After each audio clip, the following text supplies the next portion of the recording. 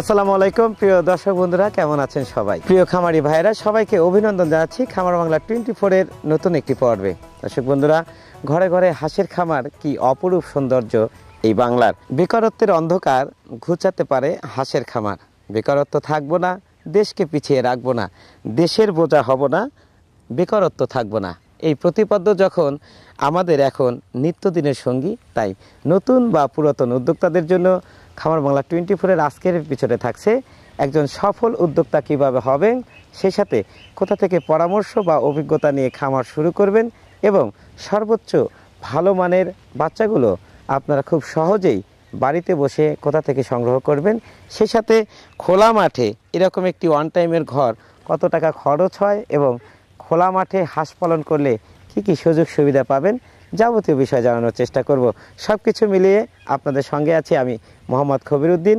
আমার বিশ্বাস পুরো ভিডিওটি আপনারা আমার সঙ্গে থাকবেন। তো আর দেরি কেন, চলুন শুরু করি। আসসালামু আলাইকুম। ওয়ালাইকুম আসসালাম। কেমন আছেন সবাই? আলহামদুলিল্লাহ। ভালো আছেন না? আলহামদুলিল্লাহ। আচ্ছা আচ্ছা, আবারও আসলাম আপনার একটু এখানে। তো স্যার ভালো আছেন না? আপনি ভালো আছেন? কি আলহামদুলিল্লাহ। নাম আপনার? শাহ আলম। শাহ আলম ভাই। তো শাহ আলম ভাই, কত বছর হলো হাঁস পালন করেন? 8 বছর, মোটামুটি 8 বছর। 8 বছর। জি। প্রতি বছর কি বাচ্চা দিয়ে করেন? হ্যাঁ, প্রতি বছর বাচ্চা দিয়ে করি। বাচ্চা দিয়ে করেন? জি। আচ্ছা, যেটা দেখতে পাচ্ছি হাঁসটা, এটা কি বড় বাচ্চা দিয়ে শুরু করা? এটা ছোট, হ্যাঁ ছোট বাচ্চা কিনছিলাম, কিনা 4 মাস 4.5 মাস পারাপরই আমার ডিম আসছে। ওটাকে কিভাবে চেনেন? হ্যাঁ, উনি আমাদের হেসারি মালিক, ওখান থেকে আমাদের বাচ্চা আনতে হয়। ওখান থেকে বাচ্চা হ্যাঁ, সেই হিসাবে সেই সুবাদে আমাদের চেনা। চেনা না? জি। আচ্ছা আচ্ছা, এই যে 8 বছর হাঁস খামার করে কি কি পেয়েছেন? হাঁস 8 বছর হাঁস পালিছে, হাঁসের লাভ আছে তো। আচ্ছা, হ্যাঁ, মানে ভালো আছে তো?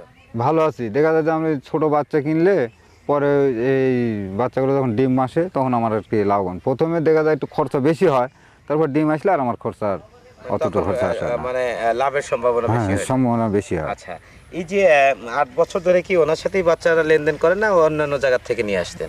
না, 8 বছর না, এখান থেকে আমি বছর নিছি বছর 4 বছর। আর এর আগে অন্য জায়গা নিতে, হ্যাঁ অন্য জায়গাতে তাতে নিতাম। কেমন বুঝতে পারছেন অন্যগুলো ভালো ছিল না ওনার এটা মোটামুটি ভালো আছে কোনটা? ভালো, প্রথমে পর্যন্ত আমার অভিজ্ঞ কম ছিল, সেই হিসাবে আমি ওখান থেকে লসেই হয়েছিল। কিন্তু এই ভাইয়ের সাথে যখন তো পরিচয় হলো, নিলাম, তখন তো আর আমার অতটুকু ক্ষতি হয়নি। মানে পরামর্শ দেয়? হ্যাঁ, পরামর্শ দেয় আচ্ছা, কিভাবে আচ্ছা। পালতে হবে, সে পরামর্শটা পাই। আচ্ছা, আজকে যে ঘরটা তৈরি করেছেন, একটু সামনে হাতিয়ার কথা বলি, যে ঘরটা তৈরি করেছেন, ঘরটা কিন্তু অনেক সুন্দর। এই ঘরে আসলে কি রকম খরচ হয়েছে আপনার?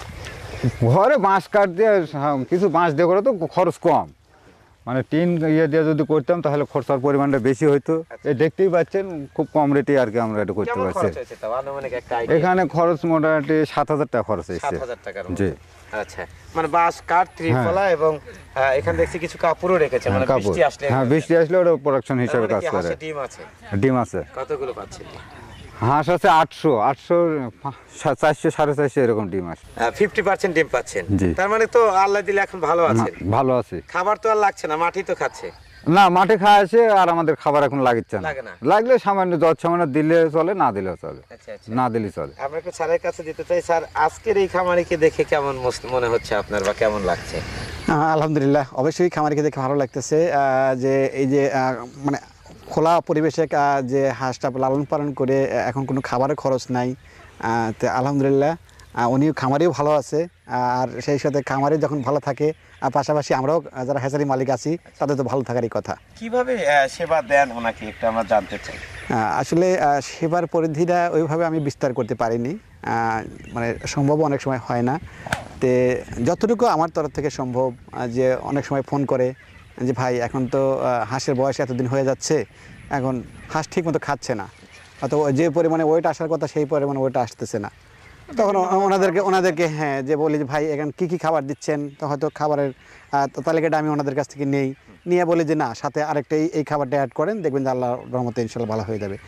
এরকম আজকে হাঁসের একটা হাঁস ন্যাংরাচ্ছে অথবা খোরাচ্ছে, চুনা পায়খানা করতেছে, বিভিন্ন রোগে আক্রান্ত হচ্ছে। তো ভাই এখন কি করব? যদিও আমরা অভিজ্ঞ, অনেক মেডিসিন দেই, তো এক একটা সময় এক একটা মেডিসিন কিন্তু কাজ করে এক একটা পরিবেশের সাথে। সকল দিক থেকে জি, জি। পরামর্শ দেন এই ছোট ছোট যে সাহায্য সহযোগিতাগুলো রয়েছে সেগুলো আমরা ওনাদের সাথে কম্পেয়ার করি আর কি। আচ্ছা আচ্ছা, প্রতিষ্ঠান কেমন চলছে? আলহামদুলিল্লাহ, ভালো চলছে। আলহামদুলিল্লাহ। স্যার, এই যে ঘরটা বিষয়ে উনি কথা বললেন, যেটা যে এখানে কিন্তু প্রায় 7,000 টাকার মতো ব্যয়ে উনি এই ঘরটা তৈরি করেছেন, 800 হাঁসের একটা ঘর। জি। এটা আপনাদের দৃষ্টিতে কেমন, বা এই মাঠের মধ্যে কেমন, এটা পর্যাপ্ত কিনা? হ্যাঁ, মাঠের মধ্যে অবশ্যই এটা পর্যাপ্ত। 800 হাঁসের জন্য যে ঘরটা করেছে উনি তো অভিজ্ঞ খামারি, 8 বছর, দীর্ঘ 8 বছর হলে খামারের সাথে সম্পৃক্ত আছে, এবং খোলা পরিবেশে রেখেই কিন্তু ওনারা এই পরিবেশের সাথে সামঞ্জস্য হয়ে গেছে, যে কীভাবে এই পরিবেশের সাথে অনুকূল পরিবেশের সাথে ওনারা মিশে গেছে যে কেমন করে কী করতে হয়। তো হ্যাঁ, আমি যতটুকু দেখলাম আলহামদুলিল্লাহ খুব সুন্দর করে পরিপাটি করে উনি ডিমের এটা হাঁসের করেছেন। জন্য, অর্থাৎ বাচ্চা উৎপাদন করেন যে ডিম থেকে, অর্থাৎ প্যারেন্টস ডিম, যেটা বীজ ডিম যেটা উৎপন্ন হয়, সেই ঘরে কি এরকম ঘর করা আসলে সম্ভব বা করা যায়? অবশ্যই।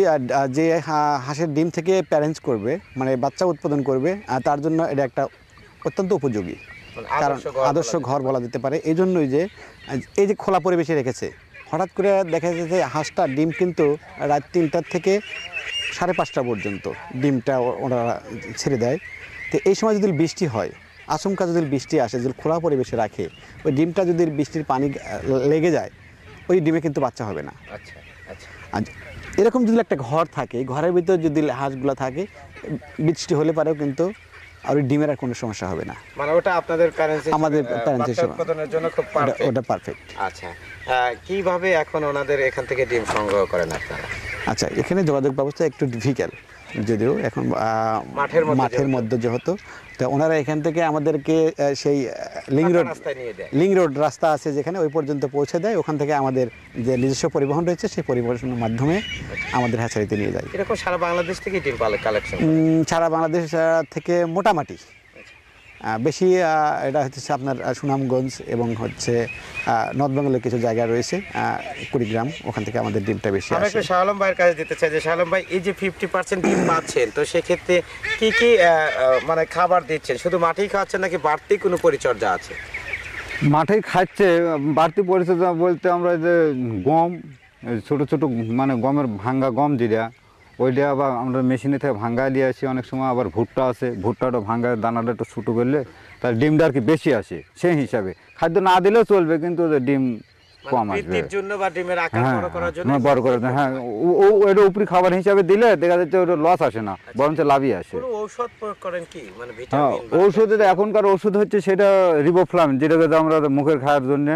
এখন এই হাঁসের জন্য ওই বৃদ্ধিটা বড়, মানে ধান যখন খায় তার মুখে ঘা হয়ে যায়, সেই জন্য ওটা আর কি নিয়মিত আমাদের সাথে থাকে। ওটা নিয়মিত দিতে একদিন পর পরই ওটা খাওয়াতে হয়, তাহলে আর সমস্যা হয় না। তাহলে আর সমস্যা নেই। আচ্ছা, পানির ব্যবস্থা কেমন করে করেন? পানি সামনে মানে সামনে নদী আছে, ছোট একটা নদী আছে, খাল সিস্টেম। এই নদীতে পানির ব্যবস্থা যখন শুকিয়ে যায়, তখন আমরা দেখি যে শ্যালো মেশিন দ্বারা ওইটা আর কি ভর্তি করে রাখতে হয়। তাছাড়া এই প্রতিকূল আবহাওয়া যখন গরম হয়, গরমের সময় হাঁসের সমস্যা হয়, আর ওই পানিটা থাকলে পরে সমস্যা আসে না। আমরা এটাই একটু জানবো যে মাঠে যে হাঁস পালন করেন, যদিও কোনো খাবার লাগে না বা অনেক নিশ্চয়তা থাকে, হাঁস কিন্তু আপনার মাঠে চলে গেছে। হ্যাঁ, এখন সব হাঁস মাঠে। হ্যাঁ, সেক্ষেত্রে ওখানে কি কোনো রাখাল রেখেছে? হ্যাঁ, ওখানে রাখাল আছে। 800 হাঁসে 800 হাঁসে আমার 2টা রাখাল আছে। 2টা রাখাল আছে। হ্যাঁ, তারপর আপনি তো থাকেন? হ্যাঁ, আর আমি তো আছি। ওই ডিম দিয়ে আসার পর তারপরে দেখা যায় যে সারাদিন এখানেই থাকি। আচ্ছা, এই যে শাহ আলম ভাই, যেমন বললাম যে মাঠে হাঁস পালন করে, আসলে কি কি অসুবিধা কি হয় আপনাদের?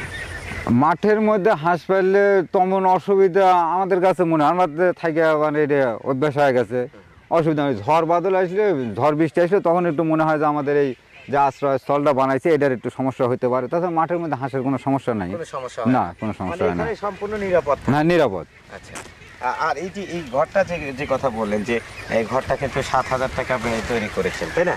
আমরা একটু দর্শক বন্ধুদের দেখাই। প্রিয় দর্শক, দেখতে পাচ্ছেন যে এটা কিন্তু একটা কাপড়, সেটা হচ্ছে যে এখানে কিন্তু দেওয়া হয়, বৃষ্টি যদি হয় জায়গাতে দিয়ে রাখে যেন বৃষ্টির পানিটা ভিতরে না যায়, এবং এখানে কিন্তু এটা যাতে উড়ে না যায়, একটা রশি কিন্তু একটা টানা দেওয়া আছে, এখানে পলি ব্যবহার করা হয়েছে। তারপরে আবারও পাশ জাল দেওয়া আছে। এখানে কিন্তু বেশ কিছু সেফটি নিয়ে ঘরটা তৈরি করা হয়েছে। আমার মনে হয় আপনারা যদি এত সেফটি না দেন, তাহলে একটু কমে এই ঘরটা কিন্তু তৈরি করা সম্ভব। আর খাবারের যে বিষয়টা উনি বললেন যে এখানে কিন্তু কিছু পাত্র দেখতে পাচ্ছে, তো পাত্র দেখেই বোঝা যাচ্ছে যে ওনার হাঁসের মানে সাইজটা অনেক বড়। আপনারা এরকম গামলাতে কিন্তু খাবার পরিবেশন করতে পারেন, পানি এবং ওষুধপত্র দেওয়ার জন্য এই গামলাগুলো খুবই উপযুক্ত। আর সব মিলিয়ে যেটা শাহ আলম ভাইরা যে এই যে মাঠের মধ্যে হাঁস পালন করে সবচেয়ে নিরাপদ এবং ভালো আছে। আচ্ছা শাহ আলম ভাই, এই যে হাঁস পালন করেন মাঠের মধ্যে, বন্ধু বান্ধব বা পাড়া প্রতিবেশী তা কি বলে আপনাদেরকে? আপনারা তো আসলে না, বলার কিছু না, কি বলবে। আচ্ছা। আমার এখানে একজন কিছু বলতে পারে, কিন্তু আমার তো লাভ আছে। আচ্ছা আচ্ছা আর বলারও তো তার কোনো অপশন নেই, বলে তো লাভ নেই। আচ্ছা, মানে আপনি ভালো আছেন এটা হ্যাঁ, আপনার কাছে ভালো আছে। অনেকে করতেও চায়, কিন্তু দেখা যায় যে আবার ওই বিভিন্ন ভয়ের কারণে খালি আমি লাভের দিকটা দেখে অনেক সময় লসের দিকটা আসতে পারে, এটাই হিসাব তারাই আগে করে। আচ্ছা এই জন্য হয়তো অনেকে আসে না, আবার অনেকে ভয় আসে। পায়। হ্যাঁ, ভয় পায়, কিন্তু আমার তো ভয় না। আমি প্রথমে একটু লস খাইছি, কিন্তু এখন তার লস আসে না। মানে প্রথম শেখা ছিল না। হ্যাঁ, প্রথমে শেখা ছিল না, অনভিজ্ঞ ছিলাম, তাই এটাই। আচ্ছা আচ্ছা, লস সবচেয়ে লস কোন বছরে বেশি হয়েছিল আপনার? মানে লস ওই অবশ্যই loss প্রথম 2 বছরই আমার লস আসছে। হয়েছে। মানে টোটাল 2 বছরই লস। হ্যাঁ, পুরোটা লস না। দেখা যায় হাঁস হয়ে আমি পরিচর্যা করতে পারি নাই, পানি রাখতে হয় পাশে, পানি রাখি নাই। ওই চৈত্র মাসের দিকে গরম, অতিরিক্ত গরম, হাঁসগুলো স্টক করলো এই। তাছাড়া তার মানে ভালো হাঁসই দেখা যাচ্ছে যাইতে যাইতে হাইটা যাইতে ল্যাংরা হয়ে যাচ্ছে বা অযথা লাফা উঠছে, মানে ওটা একটা তাদের স্ট্রোক ধরেন, আমার কাছে ওটা স্ট্রোক মনে হলো। এই যে যেমন বললেন যে স্ট্রোক হয়, তাই না? এই স্ট্রোক হয়ে আসলে কারণ কি? অতিরিক্ত তাপমাত্রা। হ্যাঁ, অতিরিক্ত তাপমাত্রা। আচ্ছা, তো শালম ভাই একটা কথা দিয়ে শেষ করতে চাই, সেটা হচ্ছে যে নতুন উদ্যোক্তা যারা রয়েছে তাদের উদ্দেশ্যে কি বলতে চান? যারা নতুন ভাবে খামার করতে চায় তারা ভয় না পেয়ে কি খামার করতে পারবে কিনা, একটু পরামর্শ দিলে ভালো হয়। হ্যাঁ, নতুন উদ্যোক্তা যারা, তাদের আমি একটা পরামর্শ দিতে চাই যে আমি যেরকম করছি আপনারা এগিয়ে আসেন আমার মতো। প্রথমে হয়তো লসের সম্ভাবনা থাকতে পারে, কিন্তু পর্যায়ক্রমে আস্তে আস্তে দেখা যাবে সেটা কেটে যাবে, তারপরে লাভের সম্ভাবনা আছে। আমরা একটু স্যারের কাছ দিয়ে কথা বলবো যে স্যার, এই যে শাহ আলম ভাইদের মতো অভিজ্ঞ খামারিরা যেসব সাজেস্ট করে নতুন উদ্যোক্তাদের জন্য, সেগুলো আপনাদের কাছ থেকে কেমন সহযোগিতা প্রাপ্য হয় বা দিয়ে থাকেন, যদি একটু বলে দেন। নতুন উদ্যোক্তা যারা রয়েছে তারা তো প্রতিনিয়ত আমাদেরকে কল করেই, আমাদেরও সাজেস্ট থাকে যে আমাদের অভিজ্ঞতা জুড়ে যেটুকু আমাদের আছে সেটা আমরা দিয়ে সহায়তা করি, এবং পাশাপাশি যারা শাহ আলম ভাইদের মতো অভিজ্ঞ খামারে রয়েছে তাদের কাছ থেকে পরামর্শ নিতে বলি। পাশাপাশি যে যুব উন্নয়ন প্রশিক্ষণ যে একাডেমিটা রয়েছে সরকার কর্তৃক, সেখান থেকেও কেউ যদি অভিজ্ঞতা অর্জন করতে পারে তো সেটাও ভালো মনে হয়। মানে সর্বোপরিভাবে আপনারা নতুন উদ্যোক্তাদের আহ্বান করছেন যে খামার ব্যবস্থাপনা। অবশ্যই কেউ যদি বেকার না থেকে, আর সবাইকে আমি আহ্বান করি যে বেকার না থেকে অবশ্যই খামার করুন, খামার পেশায় আসুন। খামার পেশা অবশ্যই লাভজনক যদি একটু জেনে শুনে খামার করা যায়। অনেক ধন্যবাদ স্যার, ভালো থাকবেন। সেই সাথে আপনার প্রতিষ্ঠানের শুভকামনা রইল, এবং শাহ আলম ভাই আপনাকে অসংখ্য ধন্যবাদ। আপনাকে ধন্যবাদ। দর্শক বন্ধুরা, শুনছিলাম একজন সফল উদ্যোক্তা, অর্থাৎ যিনি প্রথম দিকে লসের সম্মুখীন হলেও ধরে রেখেছিলেন এই হাঁস খামারটি, সেই সফল উদ্যোক্তা শাহ আলম ভাইয়ের কথা। সেই সাথে উনি যেখান থেকে বাচ্চা সংগ্রহ করেন এবং যাবতীয় পরামর্শ নিয়ে থাকেন সেই প্রধান হ্যাচারির সুযোগ্য কর্ণধার সার্জেন্ট জহিরুল ইসলাম শ্রদ্ধাভাজন স্যার, যিনি বাংলাদেশ সেনাবাহিনী থেকে অবসরপ্রাপ্ত হয়ে এসে খামার ব্যবস্থাপনার সাথে যুক্ত হয়েছেন, সেই সাথে তৈরি করেছেন একটি বাচ্চা উৎপাদনকারীর প্রতিষ্ঠান। দর্শক বন্ধুরা, যে কথাগুলো জানানোর চেষ্টা করলাম, আমরা বিশ্বাস করি যে এই অল্প সময়ে সম্পূর্ণ চিত্র আপনাদেরকে দেখানো সম্ভব না, কিন্তু আপনারা অবশ্যই একটা অভিজ্ঞতা অর্জন করবেন এবং সব কিছু মিলিয়ে খামার ব্যবস্থাপনার সাথে লেগে থাকবেন। মনে রাখবেন, লস যেখানে, লাভের সম্ভাবনা সেখানেই খুঁজতে হবে। তাই অবিচল হাঁস খামারের সাথে থাকবেন এই প্রত্যাশা রেখে আজকে বিদায় নিচ্ছি। পরবর্তীতে আরও একটি সুন্দর এপিসোড নিয়ে আবার আপনাদের সামনে হাজির হব। সবাই ভালো থাকবেন, সুস্থ থাকবেন। খামার বাংলা 24 খবিরুদ্দিন ভাইয়ের সঙ্গে থাকবেন। আল্লাহ হাফেজ।